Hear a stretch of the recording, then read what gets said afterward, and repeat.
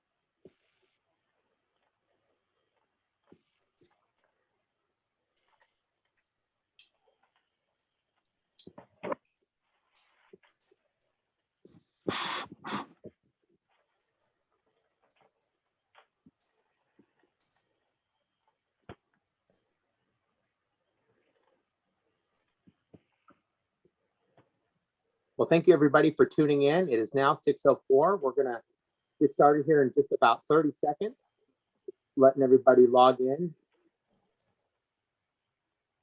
I'm going to take this opportunity to thank you for joining us for this virtual public forum. We would much rather meet you in person and hear your concerns directly, but we're also trying to be cautious given COVID and the pandemic. But nonetheless, your feedback and your input is invaluable, and there will be an opportunity tonight to provide feedback on this presentation.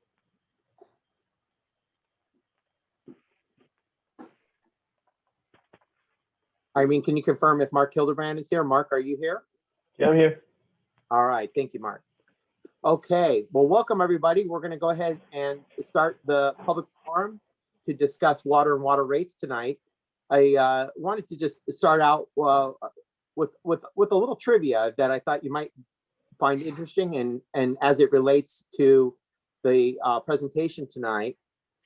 The area that we now know as Cloverdale was originally settled by the Mexican government. It was originally referred to as the Rancho Rincon de Muscolan. In 1858, about 759 acres of the rancho were deeded to Richard Markle and W.J. Miller, who established a trading post in downtown Cloverdale, along with a tavern. You can imagine that. And it was really with that the city of Cloverdale began. Prior to its incorporation in 1872, the city of Cloverdale was originally referred to as Markleville. So that's a little bit of trivia for you that you can share with your family and friends. Prior to being the city of Cloverdale, we were referred to as Markleville. So a little bit of interesting trivia. But what's kind of fascinating to me about that is that the city has some of the oldest water rights along the Russian River in northern Sonoma County. Some of the wells that are currently in operation, of course, are much more modern than the earlier wells. But some of the wells that serve the city were drilled or put in place in really in the early late 1800s, excuse me, early 1900s. So we have a little bit of history on our side.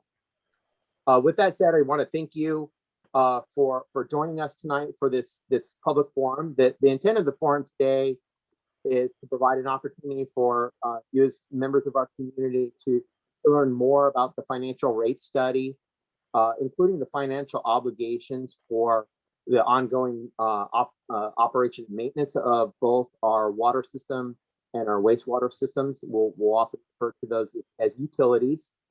And following the presentation, there will be an opportunity to provide input and comments on 3 proposed rate scenarios that we've developed with the assistance of our rate study consultant, Mark Hildebrand, with Hildebrand Consultants.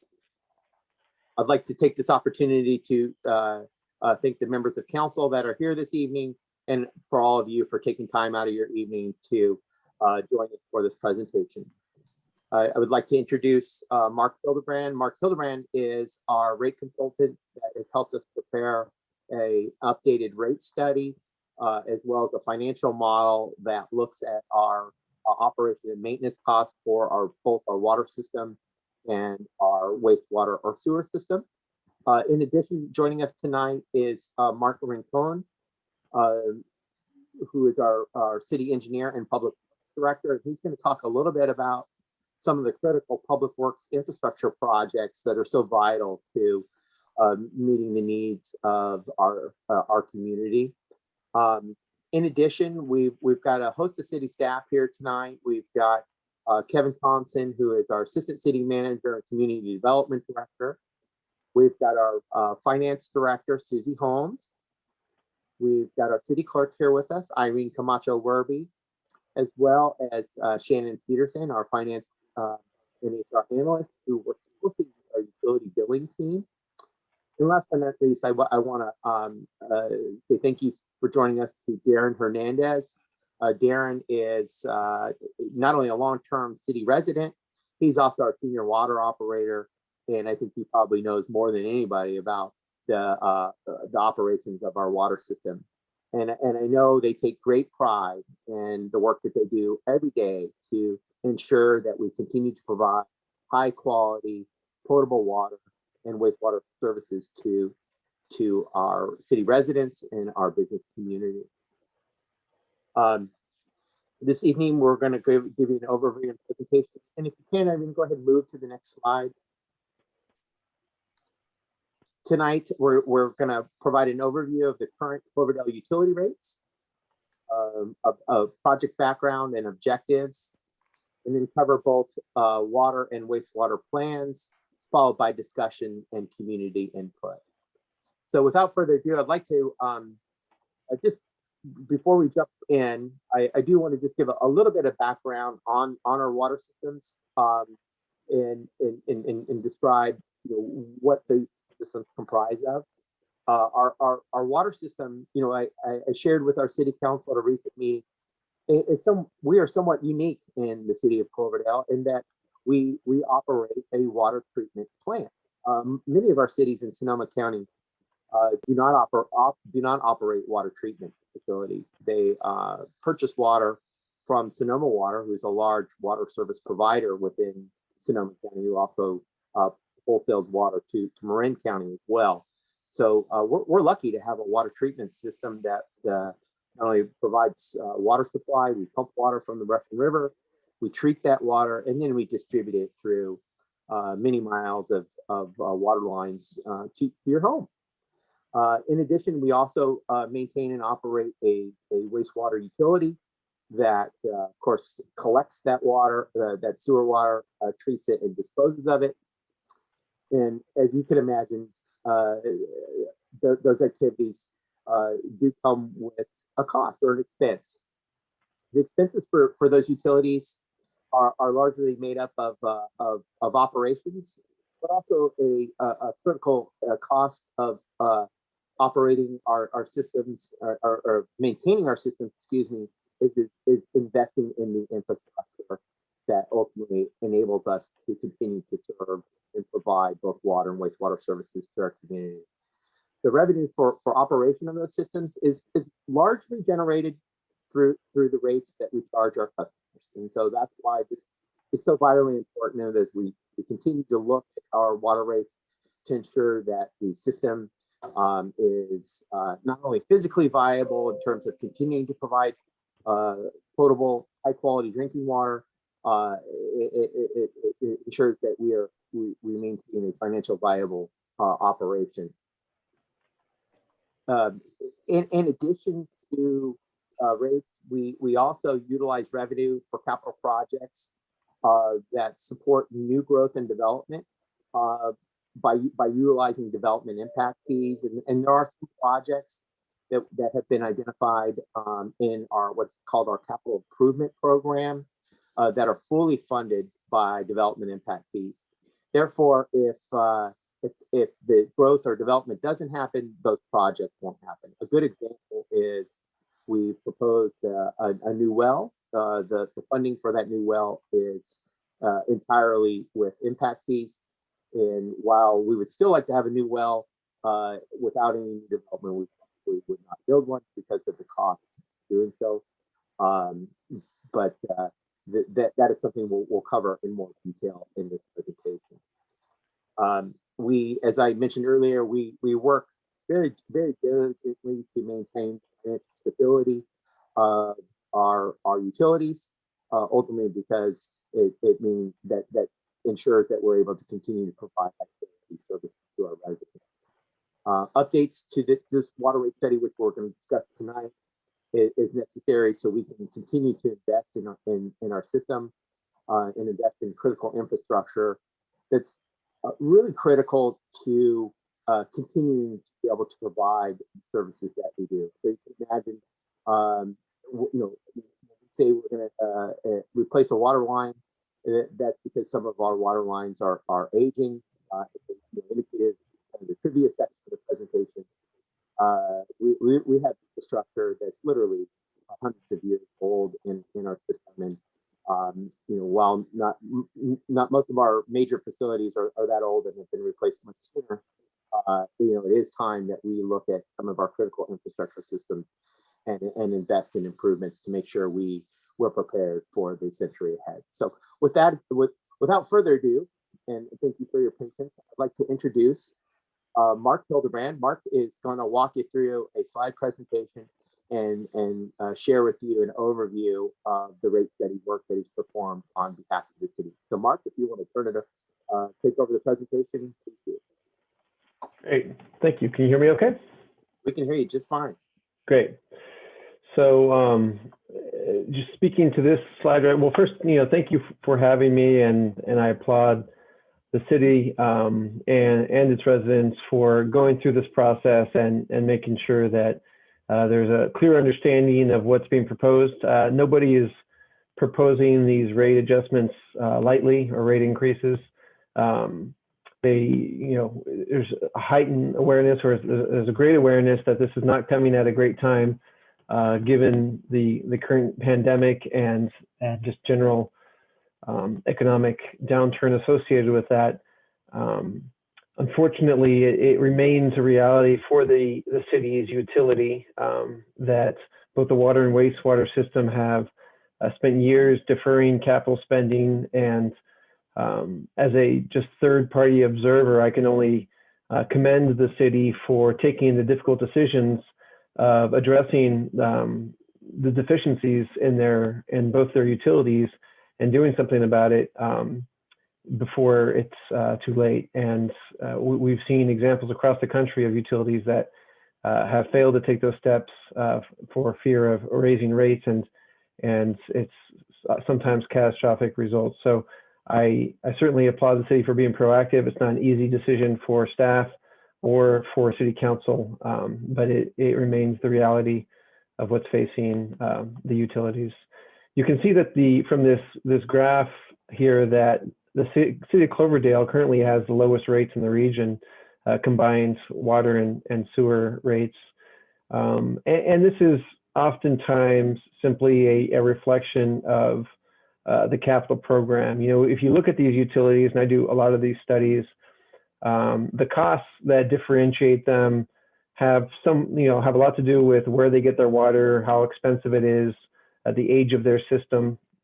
And one of the things that really drive costs is whether or not a utility is actually taking care of its system. And so, it's not a good thing to be at the bottom of the pile, because yes, lots of times it's a sign that the utilities are not spending enough money to maintain the system and to keep it in safe and reliable conditions. The city's systems are fine as they are, but they want to be, the city just wants to be proactive in making sure it stays that way. Next slide. So project background, and I apologize for those of you who have attended the city council meetings and have seen some of these slides. They are very similar, but I think they're also very relevant. And I guess, David, before I go through this whole presentation, could you sort of describe what you expect at the end of the presentation in terms of participation and questions and whatnot? Sure, happy to do so, Mark. I think at the end of the presentation, we should go ahead and open it up and with Irene's help and allow folks to raise their hands, and we'll call upon those that have questions to provide their questions, and then we'll respond. I think it'd be best we get through the presentation first before we. Great. So last year in 2020, Cloverdale undertook a rate study with myself to look at the financial condition for both the water and the wastewater utilities, and it culminated in what was proposed to be a public hearing in November of 2020.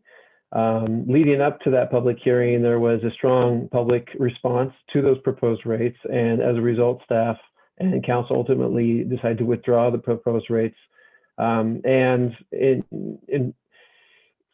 in lieu of that, have gone back to the drawing board in terms of taking a really hard look at the capital program that's being proposed to see if there really is any room to defer additional capital spending, even though a lot of those projects are already deferred. Just hearing the public and making concessions where possible, where it doesn't pose a danger to public health and safety. And in addition to that process of really going back and looking at that spending plan, we committed to having meetings such as this one, where we can conduct community outreach and talk to members of the community to understand concerns and to see what we can do and what sort of decisions we can make to address those concerns. So this presentation is going to show you the work product that came of developing new scenarios that dial back some of the rate increases that were proposed back in November. Next slide. So as I mentioned earlier, Cloverdale has the lowest combined sewer water utility rates in the region, and that's largely due to a deferred capital spending in recent years. The rate increases that have occurred in the recent past have been minimal, about 3%, and that's basically keeping up with the rate of inflation. There were no rate increases enacted at all in 2020, as I mentioned earlier, because of the public hearing that was canceled. And unfortunately, that deferral of the rate increase in 2020 has only increased the financial pressure on both the utilities, because that was a year of rate increases that has been skipped. And so that's rate revenue that the utilities didn't get, and it only increases the financial pressure on the utility. Next slide. So as I mentioned before, the city staff has developed a series of financial plans that are going to cut deeper into the capital spending. But even with those reductions, we're still proposing rate increases. And again, I understand that it's not a great time to do this, but it really is the minimum level of capital investment in the infrastructure as deemed by the city's engineering group. Next slide. So just as an overview of what we set out to achieve when we do these rate studies, first and foremost, these rates have to be legally defensible. And when I say that, there is a law called Proposition 218, which governs how public utilities can charge for water and wastewater rates. And it says that the rates need to be proportionate to the cost of providing service. So we look at the utility as a whole and all of its costs, and we look to develop rates that are going to offset those costs. It's really important that people understand that it is completely illegal and not done by the city of Cloverdale of charging rates through their water and wastewater and then transferring that money to other funds to be used for other purposes. All of the rates that are charged for the purpose of offsetting costs associated with the water and wastewater utilities. There are some overhead and administrative costs that are borne by other departments, but if you look at the cost of doing business, that's what your rates pay for and nothing more. The rates need to meet the revenue requirements and the utilities' financial obligations and debt obligations. And ultimately, we're looking to propose rates that are administratively simple and easy to explain to your customers. We're not going to be getting into the design of the rates today because really what we're looking at, we're focusing really just on the financial plan and the level of the rate revenue that the city is looking to implement. Next slide. So go ahead and keep going to the slide 9 there. So the first thing that we look at as I sort of paint the picture for the water enterprise is that the water enterprise has multiple sources of revenue, but it's predominantly the rate revenue. So that's the revenue that's paid by customers on their monthly bill. There's additional miscellaneous revenue from different fees and interest earnings and impact fee from developers. But it's 90% of it comes from your rate revenue to the tune of about $3.3 million. Next slide. Your existing operating and debt service is $3.37 million. So you can see that your operating and debt service expenses are a little bit more than your rate revenue, but a little bit less than your total revenue. It's important to understand when you look at this graph that this does not include any capital spending at all. So capital spending would be above and beyond this 3.37. And so basically your existing revenue sources are just enough to pay for your operating costs and your existing debt service, but there's no money left over to pay for any capital spending. And so that's really what's being proposed here, is to raise rate revenue to the point where that capital spending can be funded. Next slide. So here are a few slides that show pictures of water capital or just water system infrastructure. And David, I'm not sure, did you want to have members of the engineering group speak to some of this infrastructure, or shall I take a stab? Yes, please, Mark. Mark Rincon, our city engineer, is here. And Mark, what we have highlighted is, 4 critical public infrastructure improvements identified on this slide, 2 of which are reservoirs. One is our chlorine contact tank at our water treatment plant, along with some transfer pumps at our water treatment plant. And I'd like to ask our city engineer to give you an overview of these 4 projects, because really these comprise what is the majority, or maybe the right way to say it is the most significant components of the proposed capital spending that's identified in the rate study.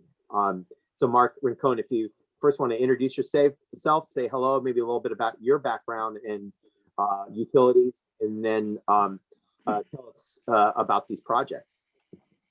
Very well. Mark Rincon, city engineer, public works director. I've been in water utilities since the start of my career, and it's been over 30 years. I started with East Bay Mud, working on their water facilities, and then I've traveled the globe working on various water and wastewater facilities throughout Australia, Latin America, and the US. So water infrastructure is definitely my background. What you see before you are 4 highlighted projects for the water system. Some of the things that have been deferred are, for example, the Cherry Creek Reservoir, which is on the upper left side. That is a a single reservoir. There's no redundant reservoir. It's been in service for a number of years, and it's starting to show its age. It's not sufficient in terms of hydraulic capacity. It's not sufficient in terms of seismic stability. And there's several other issues associated with it, and it hasn't been taken out of service for a thorough rehabilitation. So that's just one facility. The other one is the Ritter Reservoir. It's a newer tank, but you can see it's a different type of material. It's a bolt together steel tank. Those have shorter lifespans, and that one is definitely starting to leak at various joints. And in order to repair that, we do need to take it out of service. And I'm looking to start, replacing both these tanks eventually, because they're starting to encroach on their lifespan. The chlorine contact tank is a single facility, not good for water treatment plant to pass all its water through a single point. So we're looking for redundancy, and this tank has been in continuous service since the water treatment plant has been put into service. So it too needs to be taken out of service and totally rehabilitated. Likewise with the transfer pumps there, these are mechanical systems that have been in service continuously for a number of decades. And mechanical systems, are not reliable after they hit age 20, 25. So we're looking to start replacing some of these transfer pumps. And Darren Hernandez, he's the senior water treatment plant operator. He can speak to specifics about these facilities, but they are scheduled to be re-looked at, major works, replaced, made redundant, etc. So Darren, if you want to speak to a couple of these projects, I welcome it. Yeah, hi, I'm Darren Hernandez, Senior Water Treatment Plant Operator for the City of Cloverdale. Just some of my background, I've been with the City of Cloverdale since 2001. I've worked in the water and wastewater field most of that time here. I'll talk to a couple of the bigger projects here. I know one being the chlorine contact tank. I would just like to add that Mark's right on point with it being a liability, having all of our water passing through a single point. The contact time is based on our water demands. So we have to have this size tank to meet the contact times in order to meet compliance. So there's not a real viable option of just renting a tank or putting some temporary structure in while we rehab this tank. The water department master plan has always identified 2 750,000 gallon chlorine contact tanks so that they can be operated independently or in a series. A second tank would also buffer demands in zone 1 during any types of emergencies such as the wildfires and things like that that we've experienced in recent years. The other one I'd like to speak about is the Cherry Creek Reservoir. The Cherry Creek Reservoir has been in service continuously since 1967 when it was constructed.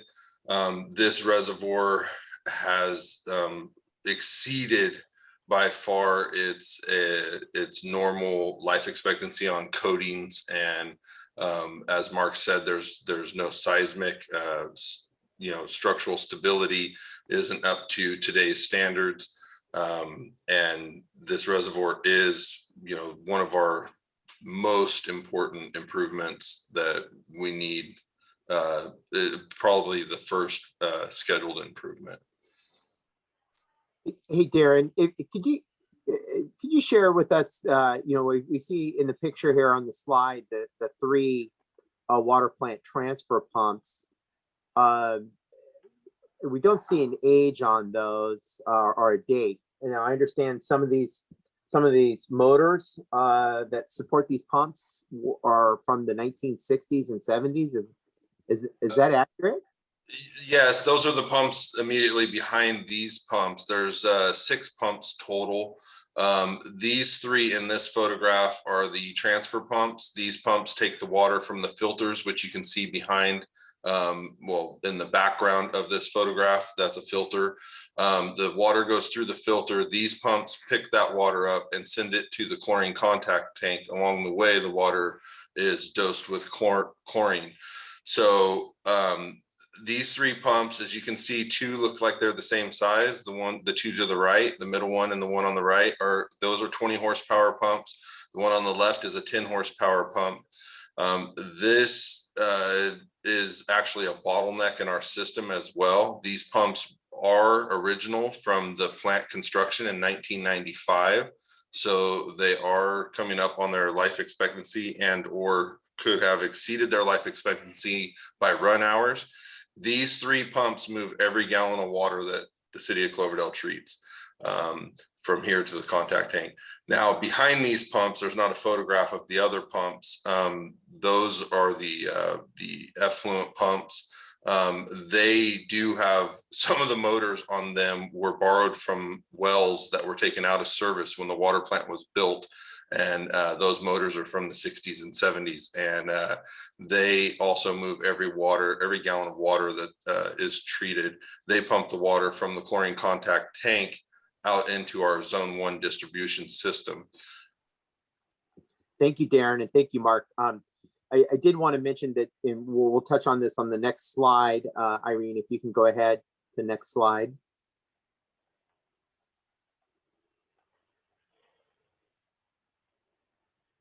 What you're going to see in the series of next slides is a proposed capital spending for capital improvement projects for the next 5 years for 3 different scenarios. The 4 projects that were just highlighted by our city engineer and our senior water operator are identified on each of those 3 scenarios. And what ultimately staff had to do is look at how those projects can be delivered to the community, and in doing so to reduce the impact of rate increases because of the cost of those projects. It meant either deferring them in time or is spreading out those costs over different periods of time.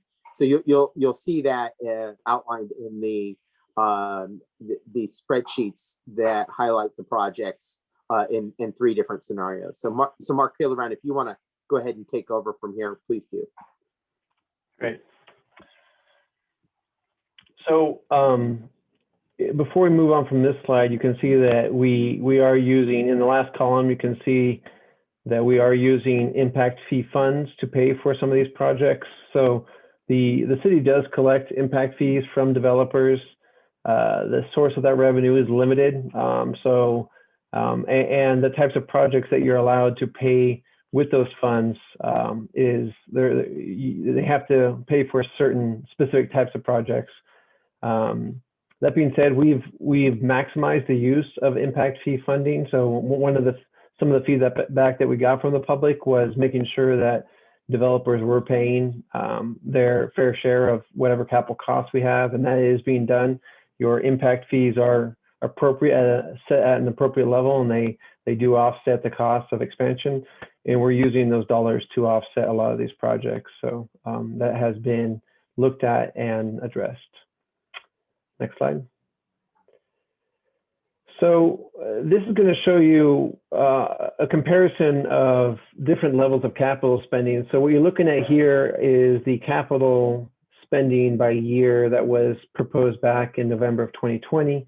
And you can see that it shows an average of about $3 million per year in the future. You can also see that gap of capital spending from 2017 to 2022, really, which is next year. And you can see how little capital spending has been occurring. And so that lack of capital spending has been in part driven by insufficient funds to do those projects. Next slide. This graph is a little complicated, so I'll spend a little time, but we're going to see this same graph show up in different forms over and over. So I'm going to go ahead and spend a couple of minutes to explain what we're looking at here. The graph on the top has some columns in blue in the foreground, and that represents the water utilities expenses. So the dark blue at the bottom is the operating costs. The hashed in the middle of the column is your debt service. the water utilities debt service, and then the light blue at the top is the capital spending. The background represents revenue. So and I apologize, the PDF didn't make this super clear, but basically the bottom hashed light green represents your existing rate revenue, and the dark green up top represents the additional revenue that you'll be getting from the proposed rate increases. And the way to interpret this graph is that anytime that the background is taller than the foreground, anytime the green is taller than the blue, that's a surplus year where you're building your reserves. And when the blue is higher than the green, then that's a deficit year where you're drawing down on your reserves. And we're looking for it to create a balance there, which you can see there's a lot of volatility in the first few years, but out in after 2027, 28, you really have the two offset each other. And down below, you can see the impact of that. So those two lines, the black represents your reserve target. So that's the amount of reserves that the utility should have to be financially stable. So it's set at about $2 to $3 million. And the red line represents the projected actual reserves. And so you can see that you're starting at about $3 million, and those reserves will increase a little bit over the next couple of years, largely because of the lack of capital spending. But as the capital spending kicks in, you can see those reserves getting drawn down pretty quickly. And so those rate increases, as expressed in percentages, are being used to stabilize the reserves so that you don't draw down the reserves too much. And so you can see back out in 2028, 29, the reserve levels get back up to the reserve targets. This particular plan, again, was proposed back in November, and it would have required an 18% rate increase, followed by 14% rate increases. Now, for those of you who may have been paying really close attention, you might notice that these percentages are slightly different than what was proposed back in November. And the reason is because we did have to make some adjustments, because as I mentioned, there was a cost to the fact that these rates did not get implemented in November. The fact that they got deferred until the next fiscal year, which would be the soonest that we could have the rates in place, there was a cost associated with that. So all of these rates actually are slightly higher than what we showed in November because of that impact. At the bottom there, it shows that the cumulative rate increase from this proposed plan would have been 99%. So a nearly doubling of the rates over 5 years. The proposed numbers that in 2020 was 84%. So if you go to the next slide. Hey, Mark, before we move on, Yeah.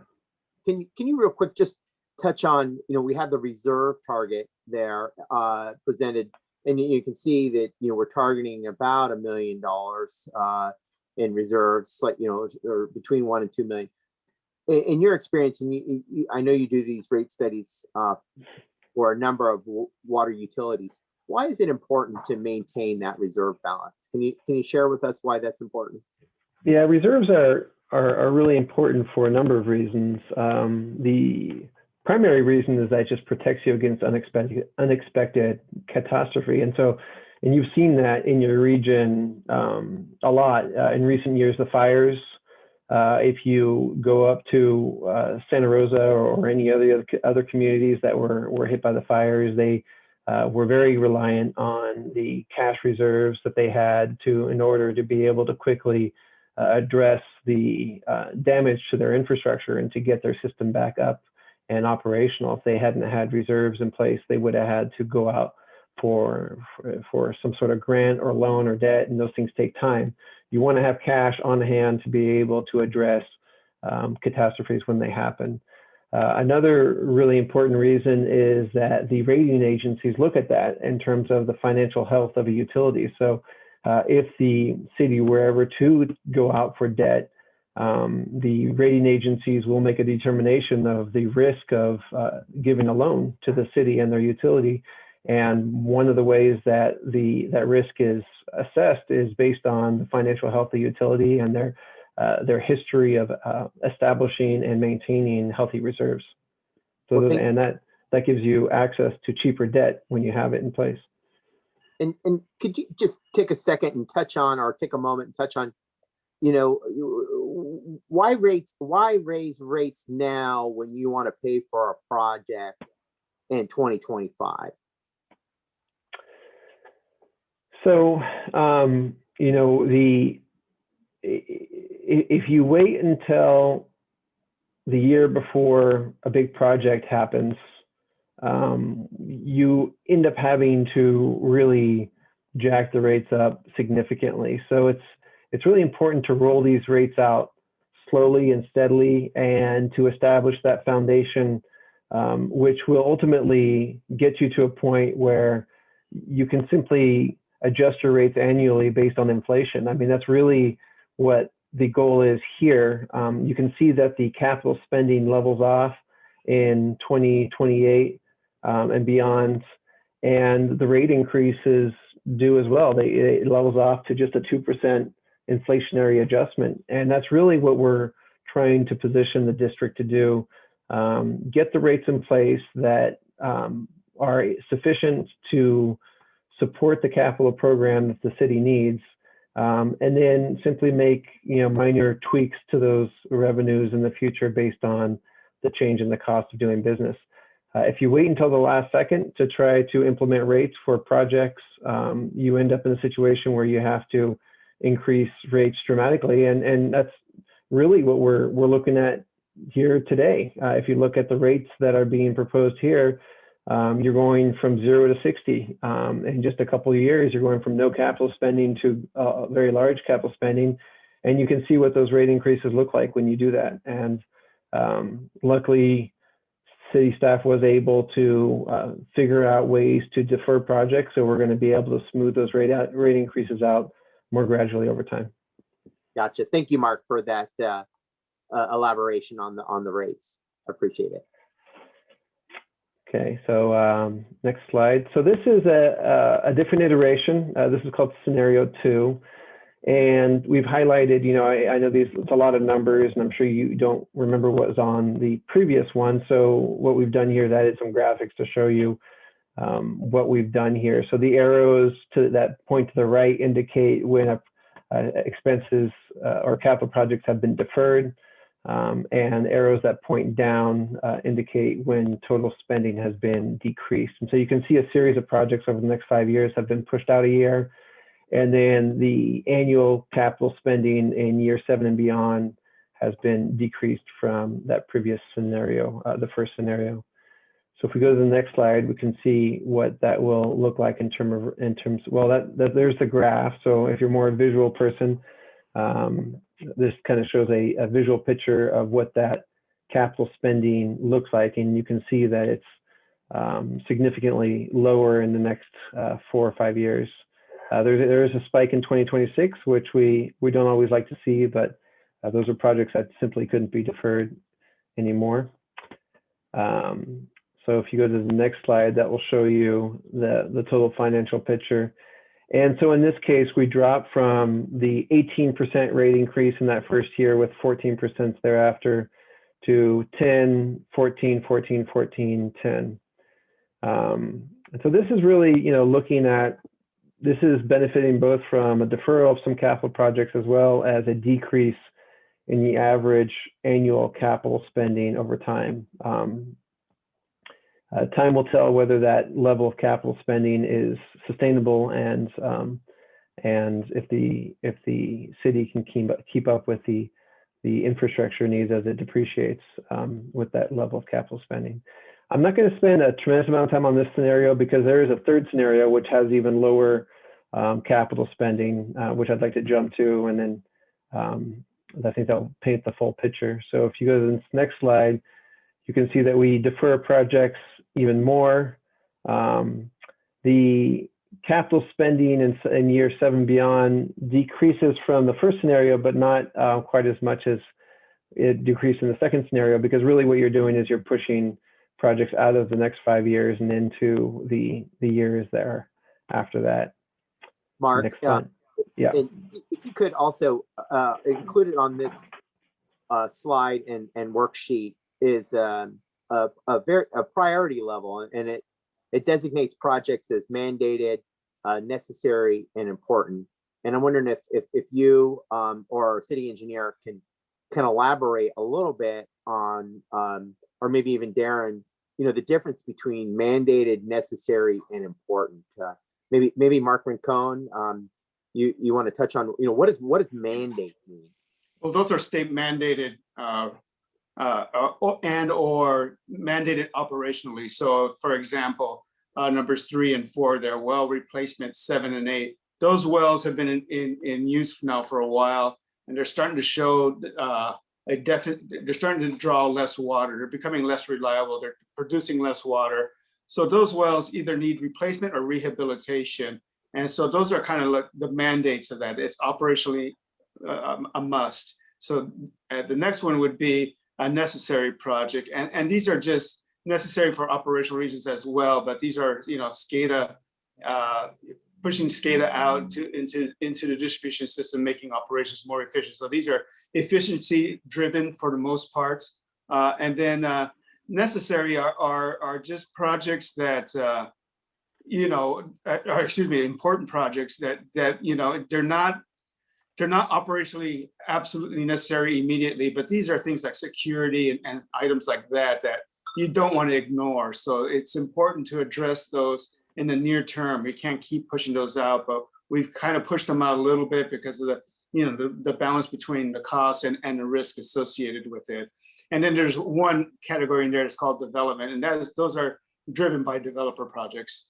And Darren, if you have anything else to add to my commentary, by all means.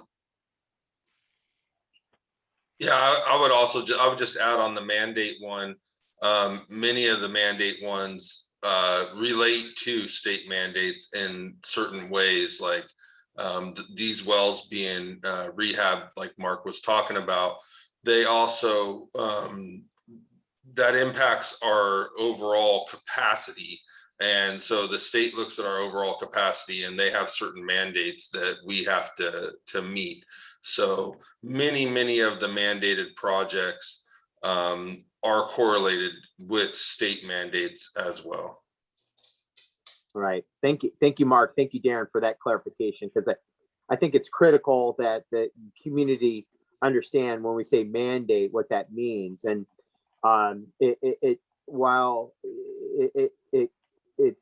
it's a legal requirement, it's also a legal requirement tied to providing potable, safe, and reliable water to our community. So I don't want the community to walk away thinking that, well, it's just simply mandated. It's mandated, but it's predicated on our ability to provide that service to our community. And so, priority levels are an important consideration in terms of our evaluation of capital improvement projects. So with that, Mark Hildebrand, if you want to continue, please do. Yeah.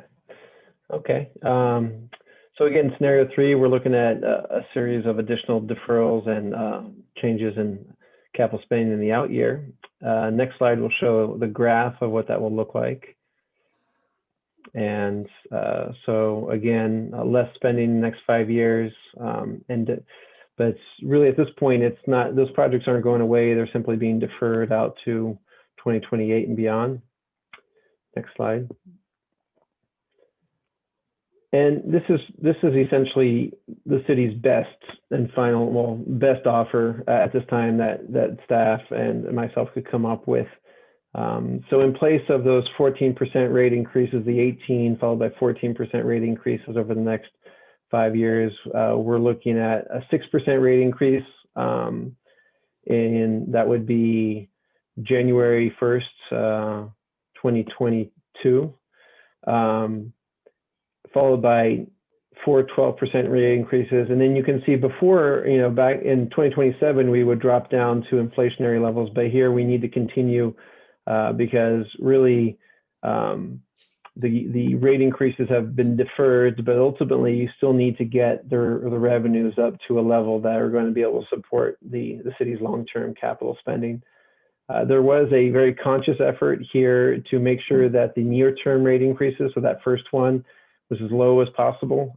So it's a material difference between what was proposed in November, the 14%, has dropped to 6%. So we think that was a big win in terms of finding a solution that can be packaged within a larger financial plan, and that allows the utilities to continue to operate while also providing the city customers with lower rates in the immediate future as they continue to deal with the fallout from the epidemic, from the COVID pandemic. So you can see that the cumulative rate increase over the next 5 years is 67%, and that's down from the 84% that was proposed back in November. So Mark, I just want to quickly summarize, scenario one forecasted an average spending of over the 10-year period from fiscal year 22 to fiscal year 2031 of about 3 million on average, whereas scenario two forecasted an average spending of about 2.4 million, whereas over the same period, whereas scenario three, the forecasted average is about 2.2 million. So you can kind of see how through staff's work and deferring projects and moving those out in time, it reduces the rates, because we're in essence, we're spending less, we're investing less really in terms of those critical capital infrastructure improvement projects that affect the rates. So I think it's just important to kind of see that trend, and any further reduction really means reducing the average spending on capital improvements, and therefore not being able to carry out those projects that we've identified that are so critical for continued operation and maintenance of our system. So I think at this time we're gonna transition to a discussion and overview of our wastewater system. So Mark, if you want to proceed, please. Yeah. So these slides will be familiar. They're just the same story, but different story, but similar for the wastewater side. So on the wastewater side, you can see that you have the same dynamic of most of the revenue coming from rates, 86%, with some additional revenue coming from developers and from interest earnings and whatnot. So the total revenue here is $2.3 million. Next slide. On the operating side, it's 2.4 million. So in this case, there's actually a deficit even without capital spending. The sewer utility right now does not have enough revenue to even cover its operating costs, and the wastewater enterprise doesn't have any existing debt. So this utility is upside down, even without the capital spending at this time. Next slide. There is a reality facing the wastewater enterprise that is not being addressed by this study at this time, and that's a regulatory pressure that's being put on the city that the city's wastewater treatment plant may eventually need to have a significant upgrade done to it for regulatory reasons. And so wastewater treatment and the quality of water being discharged is perpetually going through changes in California. The regulations change dramatically sometimes and often. And so the city is facing these potential regulatory requirements that would be a very large capital spending, capital program that may need to happen in about 10 years. At this time, there's no certainty about whether this project's going to be needed and how much it will cost and when it will happen.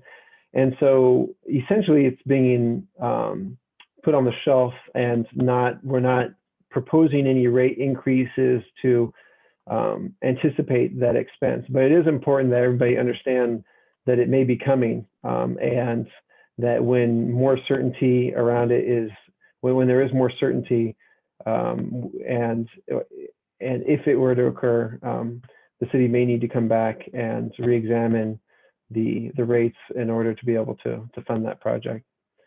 Next slide. So So I'd like to hand this off again to Mark Rincon to talk about some of the highlights associated with the wastewater utilities capital spending. Yes. And Mark, maybe yeah. you can speak, if I misspoke at all about that future project, you can fill in any of the gaps. Yeah, to touch briefly on that future project, it's all comes down to the State Water Resources Control Board and whether they're going to force it. They've been doing it to each of the cities up and down the Russian River, and we kind of foresee that happening within the next 5 or 10 years for Cloverdale. It's pretty much a given, but whether it happens in the near term or the later term is yet to be determined, because we go through a 5-year permit renewal, and at that point we started looking at the data that we've collected along the river and water quality data, and started looking at that, and those tend to be the drivers for advanced treatment. So right now we just completed a couple of years ago a renewal of our current state permit, and we'll be going through that again in about 3-4 more years, and we are collecting a lot of data on the river and the surrounding groundwater. And the state is using that data to basically keep an eye on our plant in terms of its impact to its surrounding water quality. And if it comes to the point where the state decides that, okay, you've outlived that current facility, you need to go to advanced treatment, that's when we're going to have to start looking at replacing our current wastewater treatment plant with an advanced treatment. And that one, the operations is totally different.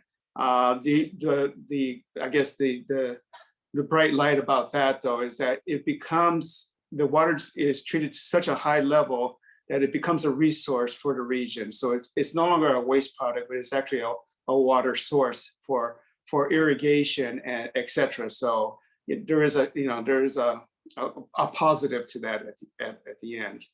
In regards to the wastewater capital spending, we've got some basic things here like video and smoke testing some of our older subdivisions, especially downtown, where our wastewater collection system are definitely the original ones that they were put in at a time when the pipes were made out of clay, and clay is a very good material. Don't get me wrong, we're still using clay for a lot of new developments, but they're undersized, let's say. Luckily for Cloverdale, we don't have a lot of infiltration and inflow into our collection system, which would overburden our collection system.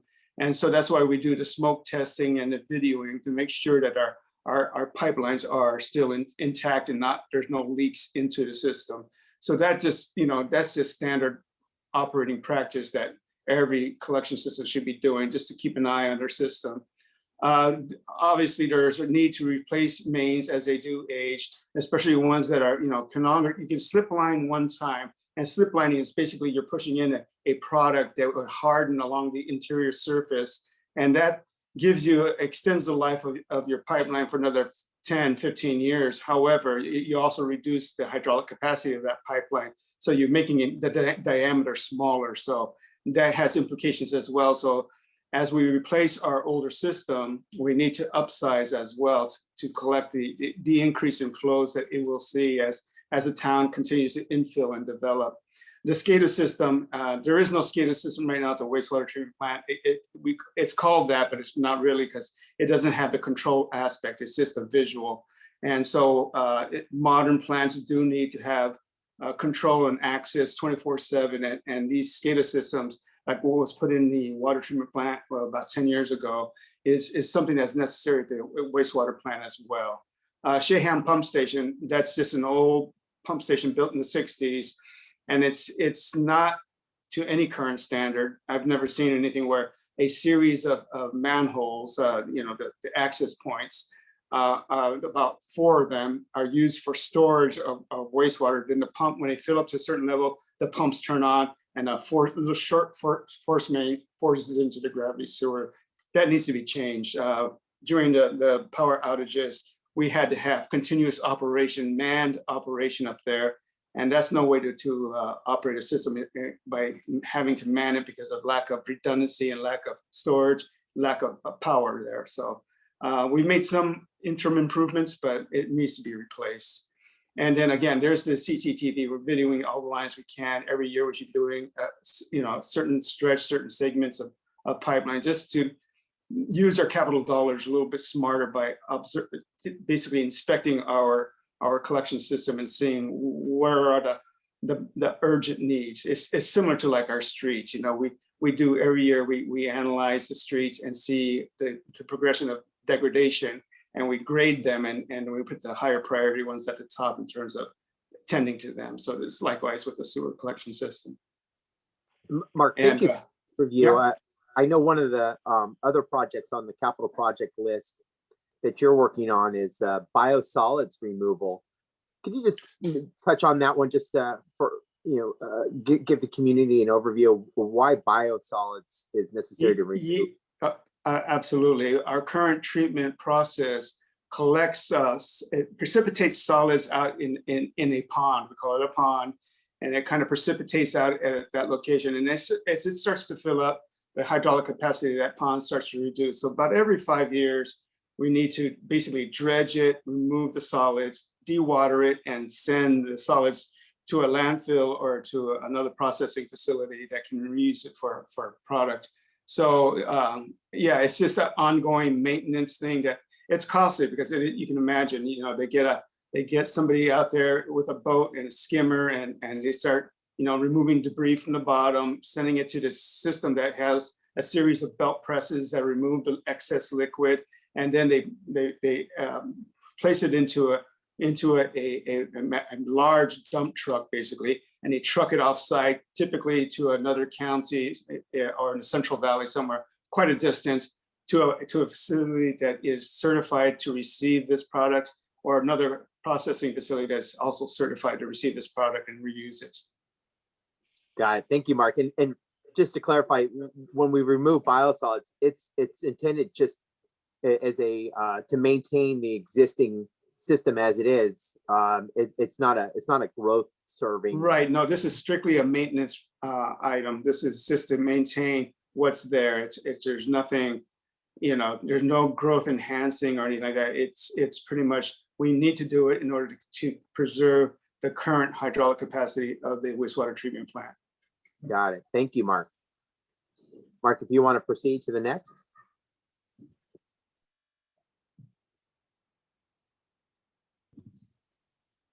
You're on mute. Thank you.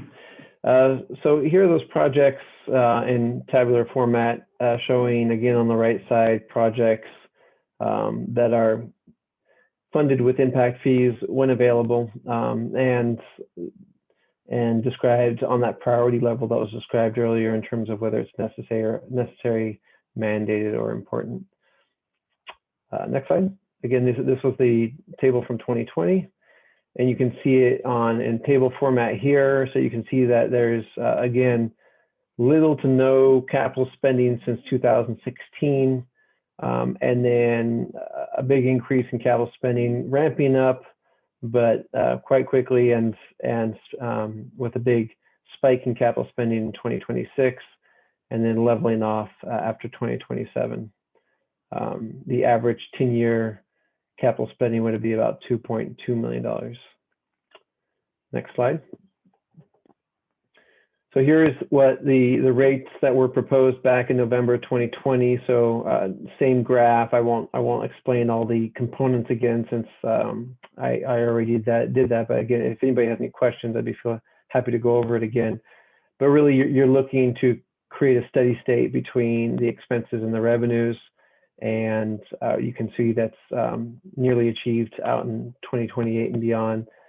This particular plan would require 17% rate increases for the next 5 years, followed by 4% rate increases for a cumulative 119% increases over the next 5 years. So we have developed a few scenarios that allow us to dial back these rates pretty significantly, actually. Next slide. So again, I'm showing changes to the previous table. So the arrows pointing left or right show projects that were either deferred, delayed, or actually in the case of SCADA upgrades, that in this scenario were actually accelerating that project by 1 year, that particular year. And then the amount of sewer line replacements out in 2026, 27 and beyond is decreased in terms of the annual capital spending in that regard. And some projects were eliminated entirely as indicated by the X's. Next slide. So you can see same scale for this graph. So you can see a significant decrease in near-term and long-term capital spending. So this is the product of the engineering group really taking a hard look at what could be deferred over a long period of time, and the average capital spending dropped down to $1.2 million. Next slide. And you can see the rate increases have dropped as well. So going from 17% down to the first year would be 7%, and then 13% for the next 5 years thereafter. So you can see there's an extra rate increase or larger rate increase out in 2027. Again, you know, while we can push some of these rate increases out, you can't get rid of them entirely, and so we're really just smoothing them out over a longer period of time. And so the cumulative rate increase over 5 years is 74% compared to the 119 from before. And again, we have a third scenario here that we'll show you, which is the proposed scenario. So deferring more projects and reducing capital spending even further. We came up with the scenario 3. Next slide. You can see it visually on this bar chart that the capital spend is even lower, and the impact, the lighter part represents the impact fee funded projects, becomes an even more significant part of that capital spending. And so the average 10-year spending has dropped to below $1 million here. So the city's really, you know, it's managing its risks here. So the engineering department has made some calculated decisions on what projects can be deferred based on the condition of the infrastructure and how long it may be able to go without being replaced. So this is the most aggressive schedule that the staff felt comfortable with proposing. Aggressive in the sense of aggressively delaying projects beyond what they thought, beyond when they thought it would actually need to be replaced. Next slide. So this is that final scenario 3. And so you can see that the rate increases have dropped significantly from what was proposed in November. So we're only looking at a 3% rate increase in January of 2022, followed by 4 10% rate increases, and then 4% rate increases after that point. So again, you can see everything that's changed here. The operating costs haven't changed. The only thing that has changed is the capital spending, and this is based on the city's best attempts to defer projects as much as possible while still being responsible and keeping the system in good condition. And you can see the cumulative increase over the next 5 years has dropped from 119% down to 51%. And I think that's the last slide. Yeah, so the next steps, the next meeting that we're going to have will be on April 14th. We would like to give a final recommendation to City Council, and part of that final recommendation will be informed by some of the feedback and the questions and the discussions that we have here tonight. So David, I'd like to hand it back to you, and you can go ahead and start fielding questions from the public. All right. Well, thank you, Mark. And I just want to elaborate a little bit on this slide.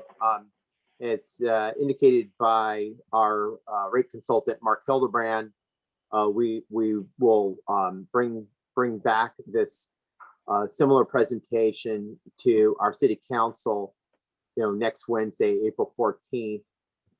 Following that, we anticipate, assuming the council gives us direction to do so, we will send out what's referred to as Proposition 218 notices.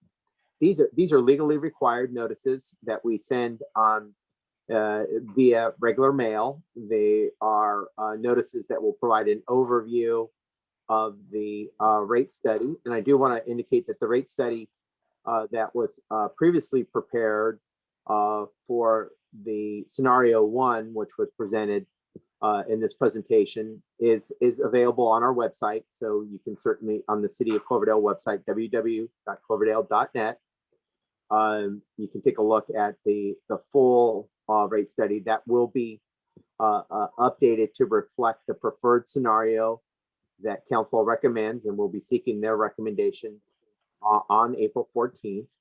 And following that, the Prop 218 notices will be sent out to all of our customers.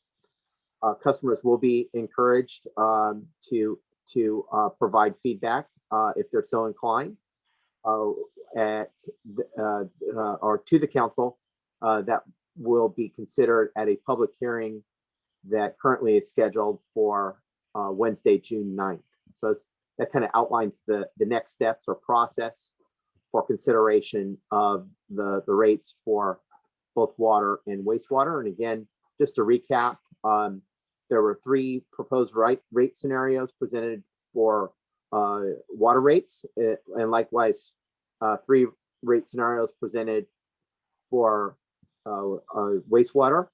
The original scenario, or scenario number 1 for both water and wastewater, were what was brought forward to the council back in November.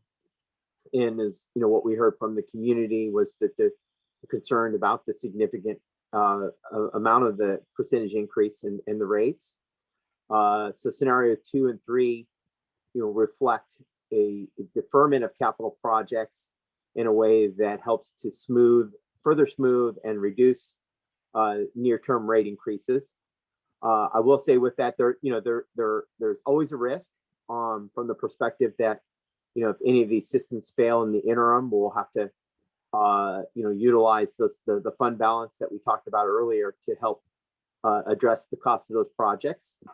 But we do think it is vital that we adjust rates to be able to generate the revenue to be able to undertake these really what we view as critically important projects necessary for our ability to continue to provide a high level of service, both providing potable water and as well as providing sanitary sewer services for our community. So with that said, I want to open it up. And I think I'll ask our city clerk, Irene Camacho Werby, to look at those of you who may have questions. And what recommended is to raise your hand via Zoom. And Irene will open you up and allow you to ask any questions or provide any comments that you would like. And we will certainly take note of your comments and do our best as our team here to address your questions and comments. So Irene, if you want to take the opportunity to open it up for comments for those who have their hands raised, please do. Thank you, David. Yes, so just as a reminder, you can use the raise hand icon, or if you're calling in, to dial *9, and that'll raise your hand there. So we will start with Lori. Hi, thank you for the presentation. I enjoyed it very much. The question I have is, what is the current fund balance right now that you have? I've heard everything from $0 to $3 million, and I wasn't sure exactly what you have in reserve. And the second thing I'd like to know is what has been collected in impact fees for over the last 10 years for just water and sewer? And what is the third question that I have is, what is the correct balance between impact fees and your rate charges in paying for your infrastructure? Your impact fees should be paying for some of your infrastructure, and so is your ratepayers, but it shouldn't be on the burden of one or the other. So again, if you need me to restate those three questions, I can, but hopefully you've got them. Well, Lori, thank you for your questions, and I'll ask either Mark Hildebrand or Susie to check on the reserve balance. But I'd like to address your question about impact fees, and that's a great question. And I do want to share with you that we do an annual report that's called, it's referred to as the AB 1600 report, and that's in relationship to a Assembly bill that established how cities are legally allowed to charge impact fees on new development. And that does provide a history, a detailed history of funds collected and funds expended from our impact fee accounts. And that is available on our website. So it's just a great reference source. I don't have it in front of me, but I can pull it up. And if you want to leave your email, we can certainly get you a copy of that report. It just actually went to council on March 24th. So we'll present that. But what this study did, and what we really took time to evaluate, is what our current impact fee amounts are in our water impact fee fund, as well as our sewer impact fee fund. And we sought to maximize the entire balance of those funds to fund any projects that had a relationship to new growth and development. I think during the time frame that is presented for this rate study, we estimated spending about, if my numbers are accurate, about $2 million, Mark, in impact fees for water system improvements, some of which is predicated on funds that we have not collected yet. That is, based on a historical average of funds that we anticipate collecting, assuming that there's new development. But we did identify those projects, which is on, let's see which slide that was on. Slide 12. We identified, I think, 4 projects for which we could use impact fees. And that included funding a source capacity study, 100% of a new well, 10% of the Cherry Creek Reservoir Rehabilitation Project, and 20% of the chlorine contact tank. The 2 latter projects really, for the most part, serve existing development. So therefore, we're limited in what percentage we can fully fund or we can utilize impact fees for. We did determine or made a calculation that we could fund up to 40% of the cost of the chlorine contact tank with impact fees. But our forecast did not indicate we will have enough funds in impact fees to fund up to 40% of the costs of that project. So we only identified 20% of the cost being funded by impact fees. It could have. So I hope I responded to your question. And we do have a copy of the AB 1600 report, which provides a detailed listing of all of our impact fees, not just our water and wastewater, for the last, and it has a 5-year history. But Mark or Susie, can you respond to the question about our current reserve balance? Yeah, actually, we have it on the slides. If you go to slide 14, I believe. You can see it visually here. So the red line in the bottom graph shows that the water enterprise is currently at around $3 million. We can give you some specific numbers if you're looking at that, but I suspect you're really looking at for round numbers. So Sure. our starting point is about $3 million for the water utility. Okay. And then if you, Irene, if you go to slide, I don't know, maybe 22 or so, we have a similar graph on the sewer side. Yeah, there you go. And so you can see that similarly, we're at about $3 million on the for the sewer enterprise. So, but they both have about $3 million. Then your next question was how much we've collected from impact fees over the last number of years. And so I'm looking at your records. I don't have the last 10 years. I have back to 2017. And I can see that on average, you've collected about $100,000 per year. If you smooth it out, you know, it's pretty, it jumps up and down. It's as low as $27,000 and as high as 176. So on average, you collected about $100,000 a year from developers on the water side. And on the sewer side, you collected about, sewer, the average was about $143,000 per year. And your final question was, what's the correct balance? And David touched on that a bit with their AB 1600 report.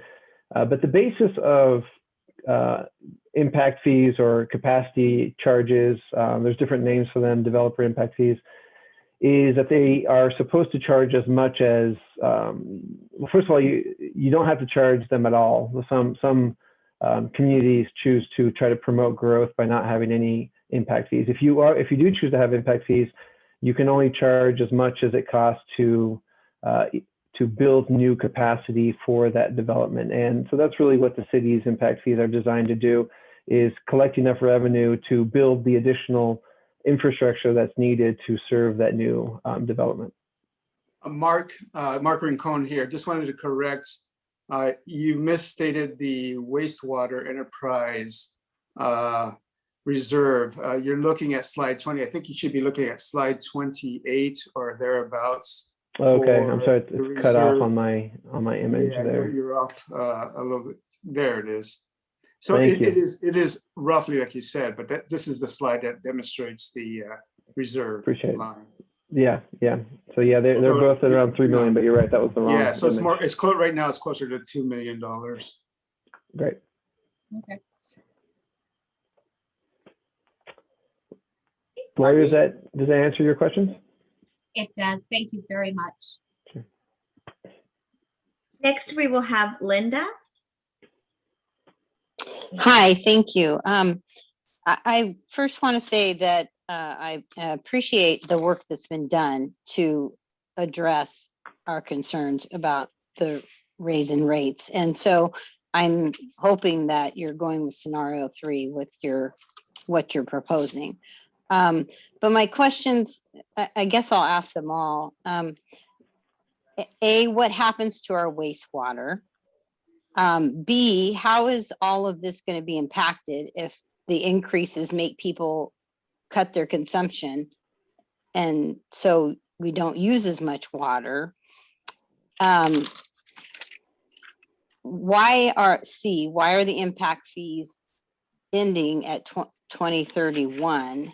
And then I was on the call on Monday, and one thing I heard you guys talking about was some grants that are being offered. And is there any way to fund any of these, especially wastewater things, I would think would be important with grants or help fund? Those are my questions. Well, thank you, Linda, for your questions. And Mark, do you want to touch on? I think the question was, what happens to our wastewater?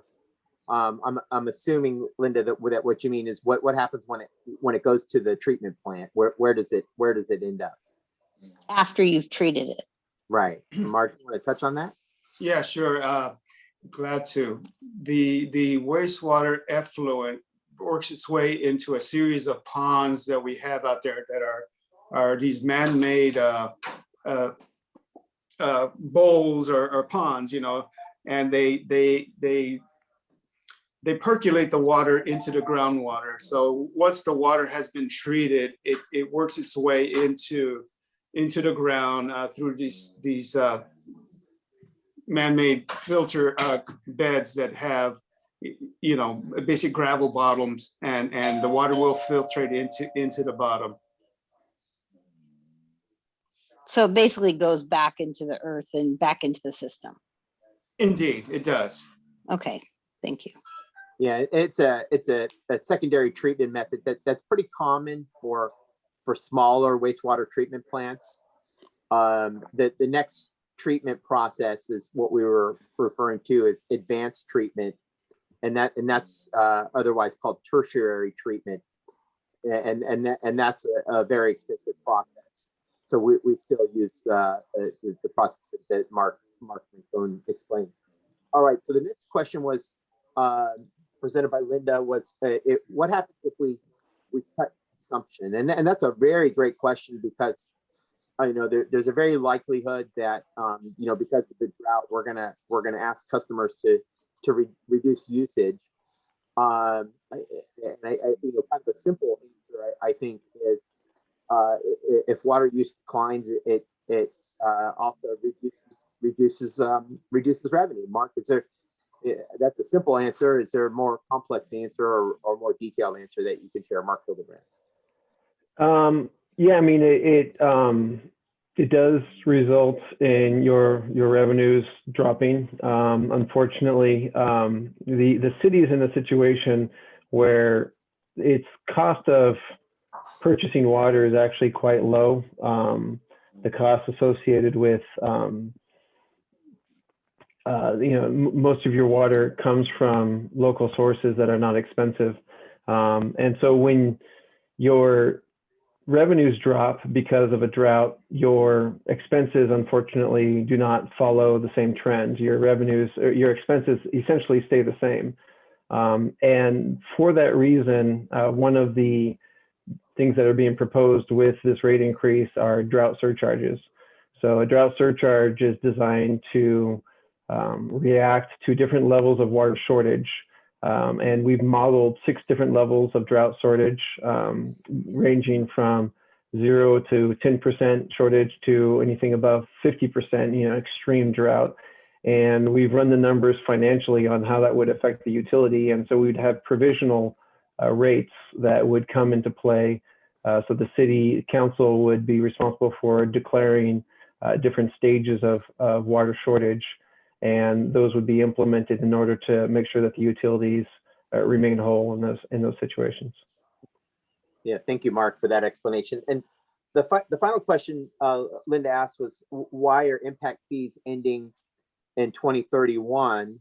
And I think that's just the timeline for the evaluation of the rate study was looking at a 10-year period. Mark, you want to elaborate on that? I'm sorry, I didn't quite. Can you repeat the question? Yeah, the question was why are impact fees ending in 2031? And I think technically we're not ending in 2031. That's just the date for the 10-year evaluation period. Yeah. Yeah, no, we not. There was no conscious effort to end them. That was just the projects, the availability of funds in the fund. We draw down on that reserve.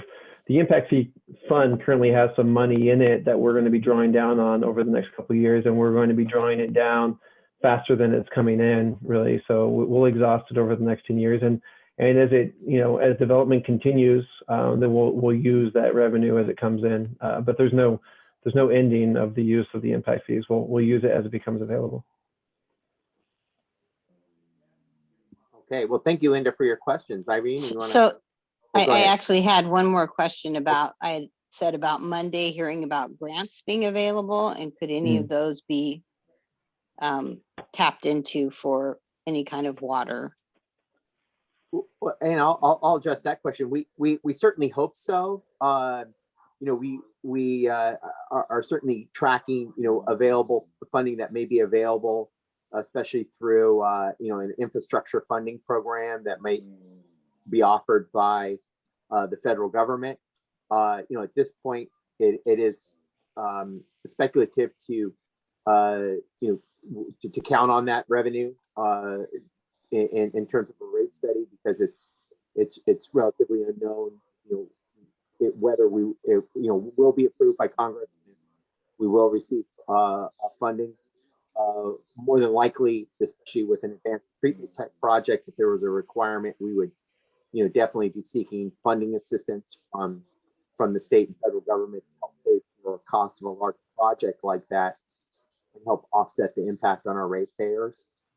But at this point, we don't have anything certain in terms of grants. We do when they are announced, usually through what's referred to as a NOFA, or Notice of Funding Availability, from a federal or state agency. We will conduct an evaluation to determine if the grant works for our system, and whether it's feasible for us to apply for those funds to help offset some of the costs. But there's funds available for a variety of things. They're not all always for capital improvements. Some are related to environmental purposes, and so each one of them requires its own independent evaluation. But we definitely do track and look at opportunities for utilizing grants to help fund projects.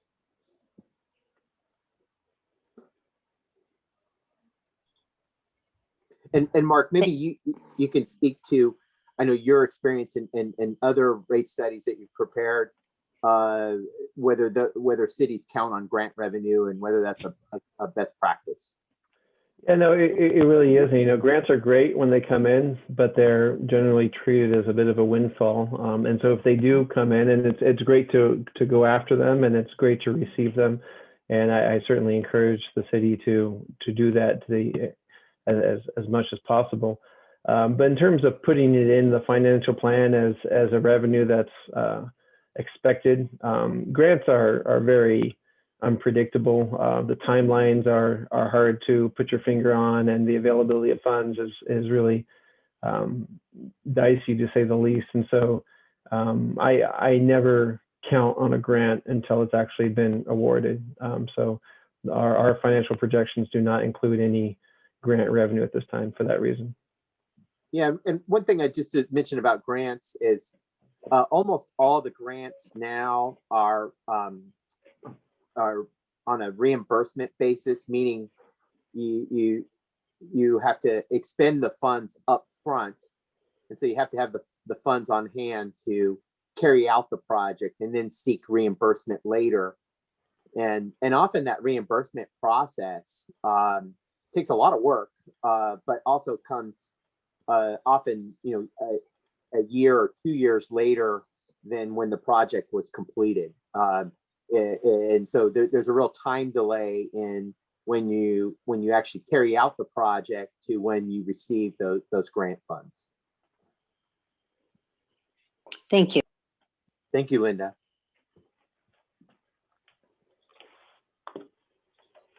Irene, next question. Let's see. Next we have Helen.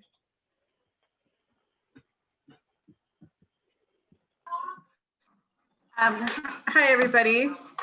Sorry, I came to the presentation late, so I might have missed this. But did you tell us the age of the plant, how old it is, the capacity, what we're at percentage-wise when we're at peak operating for wastewater?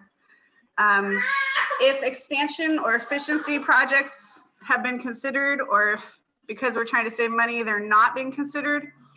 And lastly, the utility user fee, I'm pretty sure there's a tax for the city of Cloverdale. I know it's on cable and maybe it's phone. Is it on water?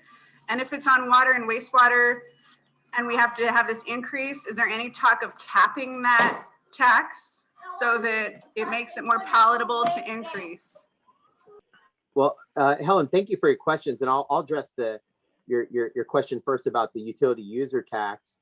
The utility user tax, or the UUT, does not apply to our water and wastewater utilities. It only applies to our communication utilities. So that UUT will not be on top of the water rates or sewer rates. In terms, I think the other question was peak. Have we reached our peak capacity? And I think the very simple answer is no.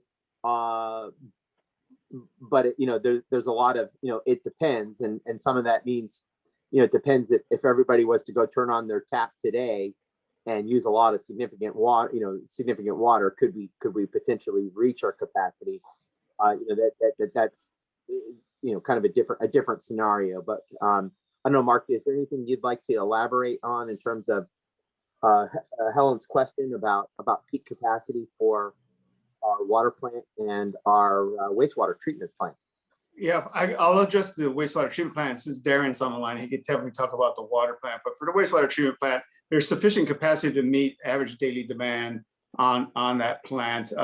Where we run into trouble is when we have these deluges where we get significant amount of rain and we're starting to fill up all our ponds for receiving because the ground is super saturated and there's not a lot of infiltration happening at that point. So that's where, we run into the extreme max wet day, events, and we're talking about multiple days, but that hasn't been achieved in a number of years. It rarely does it happen. And when we do, we operate on a 24-hour schedule and we balance out the load and we work our way through it. So for wastewater, we're sitting pretty comfortably. And again, the wastewater plant will more than likely, be replaced with an advanced treatment facility. And so I don't foresee hydraulic limitations being that plant's issue. For the water treatment plant, it does have a few constrictions. And Darren, if you're still on, why don't you go ahead and address those? Okay, thank you, Mark.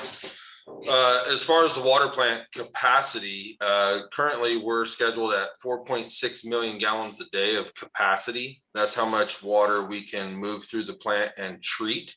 That doesn't necessarily mean that we have that much source capacity to draw that much water into the treatment plant to treat. Different times of the year, different seasons of the year, our well capacities go up and down.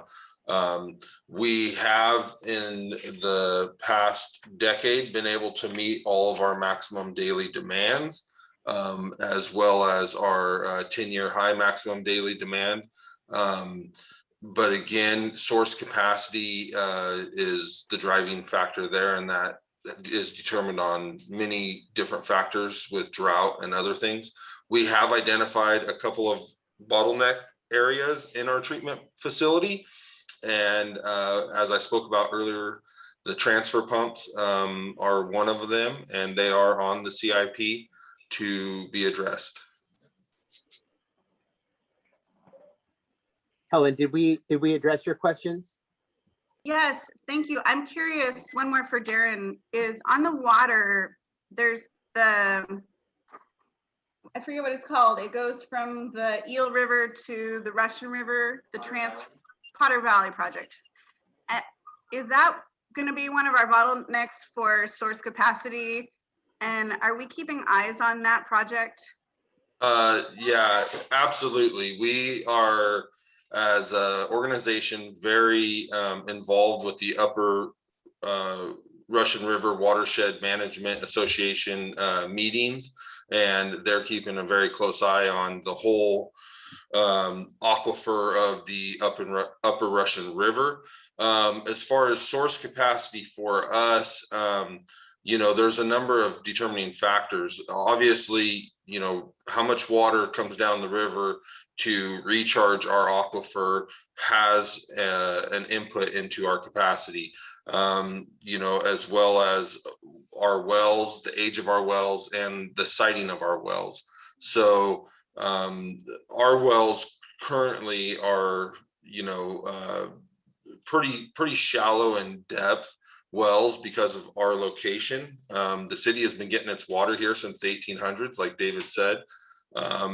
But the city has a number of different eyes on a number of different areas to address source capacity.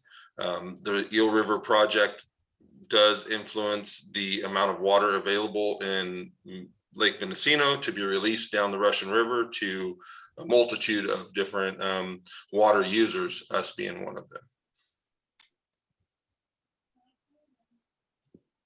Thank you, Darren, for your response, and thank you again, Helen, for your questions. Irene, can we next question? Yes. Let's see.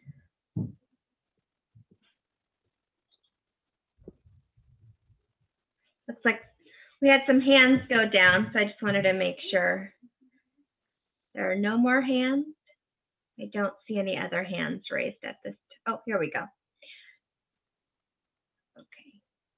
So Sue, you're able to ask your questions now. Hi, thank you everyone for doing this. I know we all appreciate having water in our home. My name is Susan. And Mark, if you could just go, Hildebrand, sorry, could you go back to the beginning of the presentation? There was a budget, I think you called it debt spending, debt servicing. I think it was $3.3 million at the bottom and 1.2 of it was salary. Can you just review what kind of people would be covered? I think it's right there, salaries and benefits. What kind of staffing would be covered under those positions? You're on mute, Mark Hildebrand. Sorry, I'd like to defer to Susie Holmes on that for that question. Thank you for the question.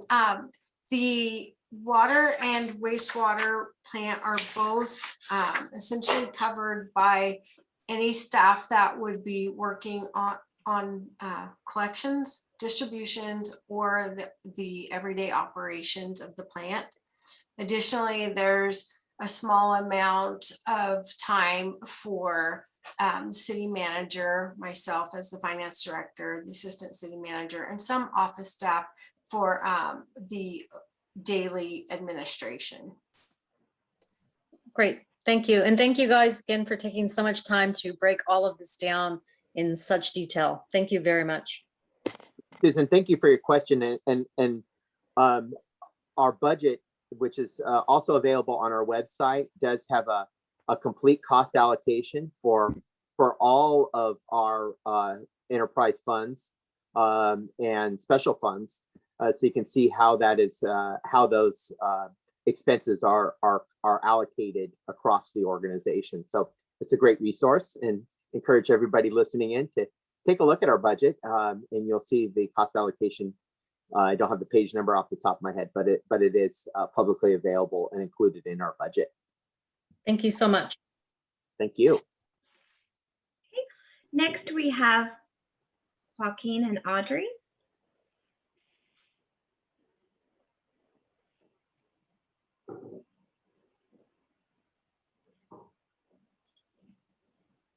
And I read the name Joaquin and Audrey. Yes, so you should be able to unmute yourself. There you go. Am I here? You're there. Yeah, well, good evening there, Council. Great work so far. I'd like to go back quickly to the beginning of the meeting about the history of Cloverdale. Yes, Richard Markle developed Cloverdale in 1856. There were two saloons, two hotels, a livery stable, a blacksmith shop, and a layout plan for the downtown.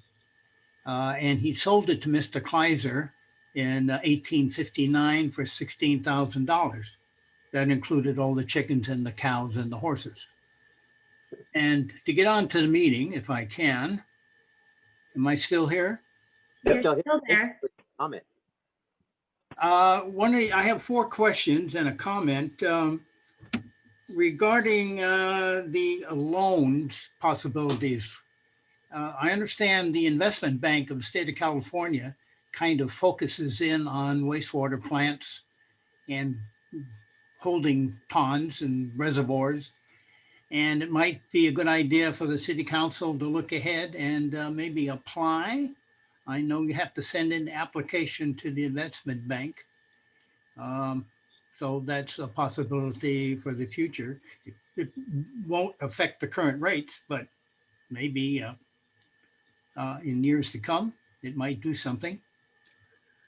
Also, I did notice on this report the amount of funding or rate revenue increase for the commercial accounts in the city of Cloverdale. We did have that in the printout of November the 11th. Have the rates gone up accordingly, percentage-wise, for the commercial clients and industrial clients in town? And The other thing, the surcharge on water rates for the drought, the letter of November 11th indicated if that drought possibility came about, which I think it will in a couple of months, the extra surcharge would be in the 10 to 12% range. And the other question is, if a homeowner has a $100 monthly bill with scenarios number 2 and 3, would that go up 75% on the top of that for scenario 2 and 50% for scenario 3, bringing it to 175 for 2 and about $150 for scenario 3. Okay, thank you, City Council. I'll wait for your answers. Okay, well, thank you. Thank you. We'll try to do our best to unpackage your comments and questions. Thank you for the bit of history.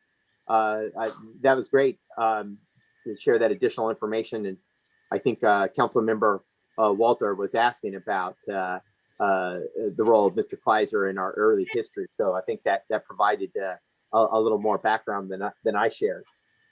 We will definitely take a look at, I like to call the infrastructure bank the IB. We'll definitely take a look at that and see if there are any opportunities there. And then I think your next question was relative to the amount of the cost allocation between residential uses and commercial uses. Is that a correct way to frame your question?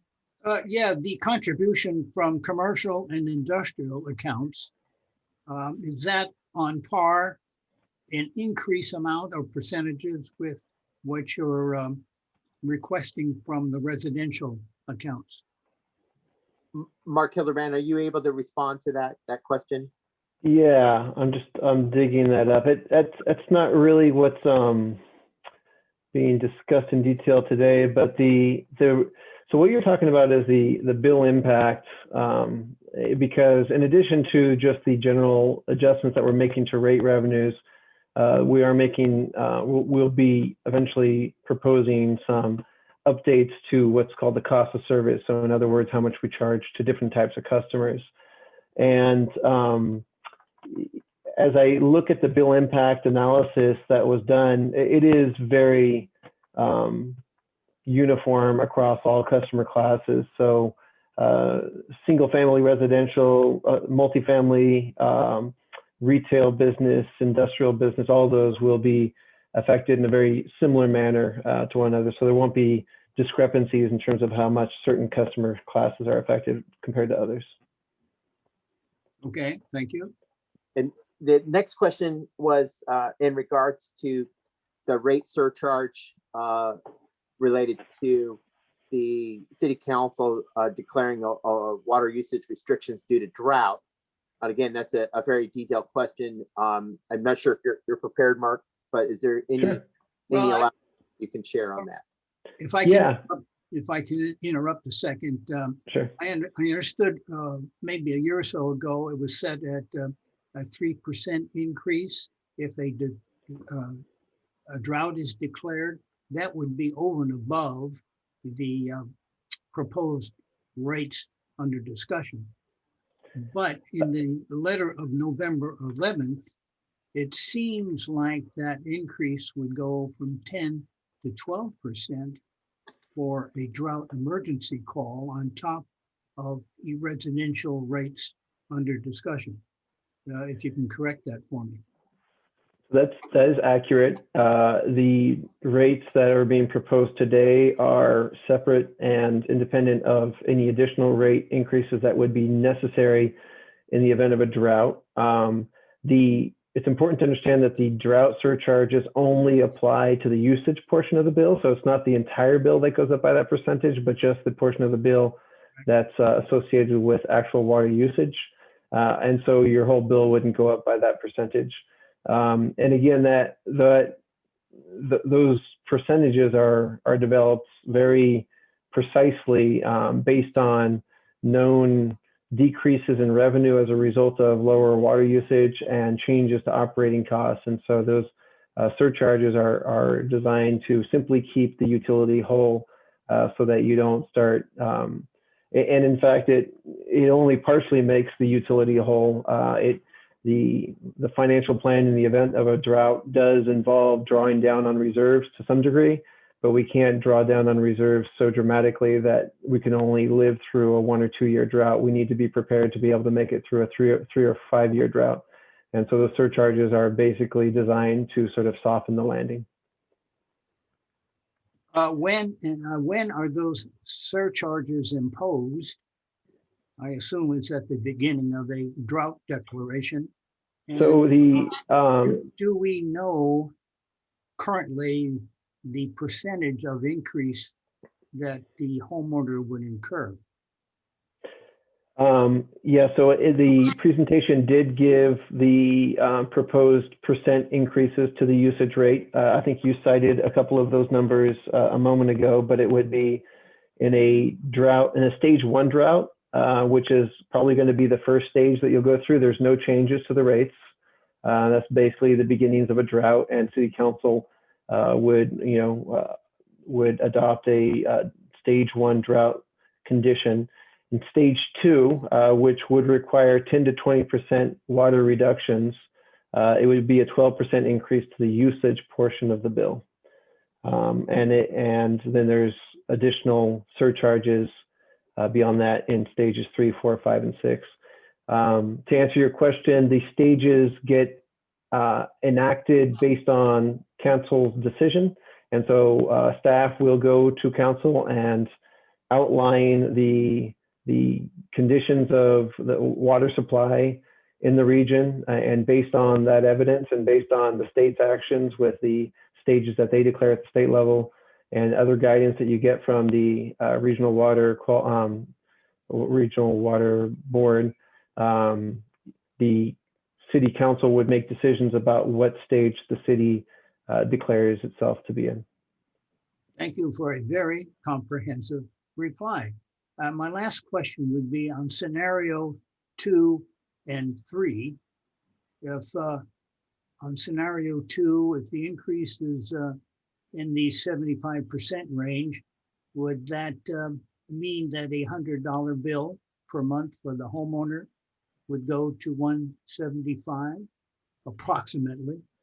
And in scenario 3, if the percent increase is 50 some odd percent, would that go on a $100 bill to $150 a month? Yeah, that's it. That's the correct way to look at those percentages. Okay, thank you kindly. And I'm sorry, Mark, or sorry, David, I'd like to circle back to the first question about the debt. I just want to point out that during the 2020 study, we looked extensively at the possibility of using debt as an instrument, because as you are probably familiar, interest rates are at historical lows right now. Borrowing money is extremely cheap. And so when it makes sense, I certainly do recommend it to my clients. In this case, however, it doesn't make sense to issue debt for your capital spending. Debt is appropriate when you have a sudden spike in capital spending that's an anomaly, and you just need to get through that one-time spike in capital spending to get back to the normal level of capital spending.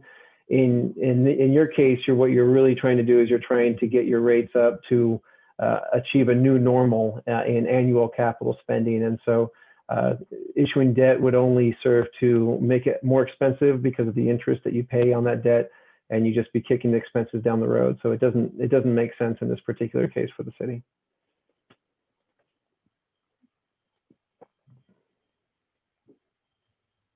Okay, was that part of my question? Yeah, your first question was you mentioned the bank.